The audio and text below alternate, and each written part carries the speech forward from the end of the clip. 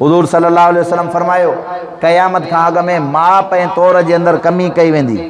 माप तौर सम्झो था नी, वट तराज़ी खोटा अॼु जाते वञ वरी असां वटि, ऐं इन जो वबाल जंहिं बि माप ऐं तौर में कमी कई उनजो दुनिया में सज़ा ॿुधाए। आख़िरत आहे दुनिया में अल्लाह उनजी रिज़्क़ जी तंगी उनजे मथां अहिड़ी मुसलत कंदो जो निकिरी न सघंदो। ऐं माज़रत सां मां कंहिंखे निशानदेही नथो कयां, ख़ासि करे जेके माण्हू असांजा जंहिंजो तालुक़ु इन माप ऐं तौर सां आहिनि। जीअं सब्ज़ी वारा वीचारा हूंदा आहिनि, भिंडियुनि ते वञ त ईअं पाणी जो वसकारो लॻो पियो हूंदो आहे। अबा हे छा थियो? नहीं आहे न साईं, ताज़ी हाणे खणी आयासीं, पाणी उतां ट्रिमेस थो पियो, होॾो चाहे जग भरियल हूंदो आहे, हणा पाणी जे छोकिरो ख़ासि बीहारींदा आहिनि, 200 रुपया ॾेई दॿ पाणी खे, छाजे करे? वज़न हिन जो घणो थिए। ॻाल्हि सम्झ में आई आहे न? हुज़ूर सल्लल्लाहु अलैहि वसल्लम विया, हिकिड़ो साहबी हो, अन्न जो ईअं वॾो ढेर हुयो। अलाह जो रसूल जीअं आयो उन अन्न जे ढेर जे अंदरि हीअं हथ हयूं, हथ हणी करे ॾिठूं ॿाहिरां अन्न ख़ुश्क आहे, अंदरि अन्न आलो हुयो। पाण फरमायूं हे छा आहे? हे त धोखो आहे, हे त ख़यानत आहे, हे त फिराड आहे, हे तो छा कयो आहे? चई अलाह जो रसूल कुझु अनो अंदरि हुयो जेको आलो आहे। चई जेको अंदरि जेको अनो आलो हुयो न, इहो ॿाहिरि कढी करे रखियां त जीअं मुस्लमान खे धोखो न मिले। ऐब उनजो ॿुधाए, हिन में ही मसइलो आहे। असां वरी ऐब वारी शइ छा कंदा आहियूं? ऐब वारी शइ अदा ॾे हल वल गाॾी में, यार हिकिड़ो दफ़ो मां सम्झां थो हुनजी गैसकिट सड़ी वई, बसि हिनखे खपायसि। पोइ जॾहिं खपाए त हुनखे ॿुधाए तुंहिंजी गाॾी जी गैसकिट सड़ियल आहे, ऐब हुनखे ज़ाहिर करे ॾे। बाबा इहा मोबाइल आहे, हिन में फिलाणो ऐब आहे। ऐं असां मुस्लमाननि वरी छा कंदासीं? ऐब वारी शइ जल्दी खपाए छॾींदासीं। अहिड़ी आहे साईं जो फर्स्ट क्लास कंपनी मां निकिती, मुंहिंजी शइ नई आहे। ईअं न, ईअं माप ऐं तौर जे अंदरि बि कमी सरेआम आहे। ऐं हुज़ूर सल्लल्लाहु अलैहि वसल्लम जॾहिं मदीने जे अंदरि विया न त इहा बीमारी हुई, पर अल्लाह जे रसूल जॾहिं महिनत कई आहे न, अॼु पूरी दुनिया चवे थी त मदीने जहिड़ी माप ॿी जॻह ते तव्हांखे न मिलंदी। उन्हनि जी माप ज़रबुल मिसल आहे। माण्हू मिसाल ॾींदा आहिनि, बाबा माप उहा करे ॾे जेका मदीने जे अंदरि माप कई वेंदी आहे।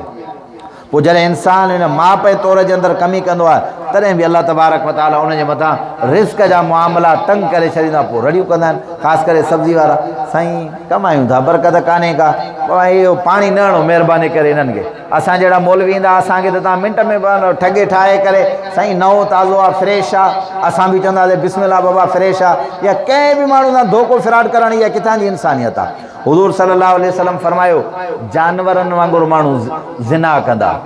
कंहिं वांगुरु ज़िना कंदा? क़यामत खां अॻु में बाबा ॾाढियां ॻाल्हायो, अलाह जे रसूल जो हदीसूं थो ॿुधायां। जानवरनि वांगुरु, जीअं जानवर हूंदो आहे न, उनखे हया न हूंदो, ईअं ई माण्हू अॼु ईअं ई आहे। ऐं अलाह जे रसूल फरमायो क़यामत खां अॻु में शराब खे हलाल सम्झी इस्तेमालु कयो वेंदो। हिकिड़ा माण्हू त शराब खे हराम सम्झंदा, यार हराम आहे पर छा कयूं, अलाह किनी आदत आहे।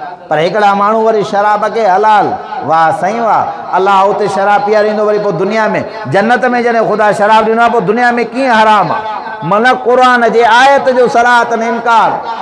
अड़े बाबा ख़ुदा क़ुर में चयो आहे शराब हराम आहे, चइसि पोइ उते हलाल छो आहे?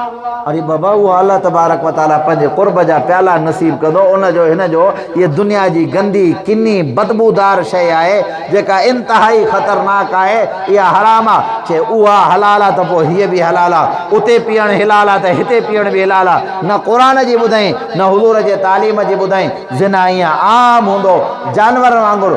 एतिरे क़दुरु अचे थो गॾहनि वांगुरु, गॾ जीअं हूंदा आहिनि, गॾ वांगुरु माण्हू जेको आहे सो गुनाह सरे आम पिया कंदा। अॼु यकीन कयो, अॼु असां हिन गुनाह खे गुनाह सम्झो ई नथा।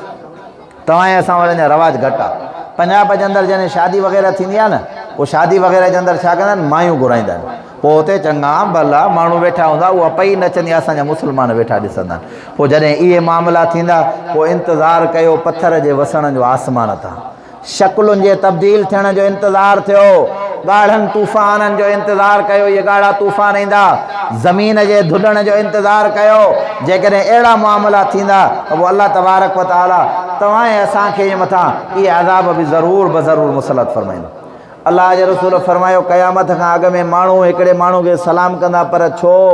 उनजी शरारतुनि खां बचण जे करे उनजी इज़त कंदा, उनजे शर खां इनजी इज़त कयूं।